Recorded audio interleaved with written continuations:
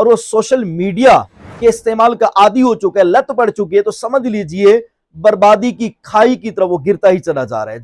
Mobile ने हमारे बच्चों को बर्बाद कर दिया। जी हाँ, हम ये पहले बच्चों के लिए कहते थे, अब बड़ों के लिए भी यही जुमला हमें बार बार कहना पड़ रहा है। क्यों? इस वजह से कि हर शख्स के पास अब ये मोबाइल मौजूद है, लेकिन इसका दुरुस्त इस्तेमाल ये है कि आपने जिस मकसद के लिए मोबाइल लिया उसे उस मकसद तक ही महदूद रखें।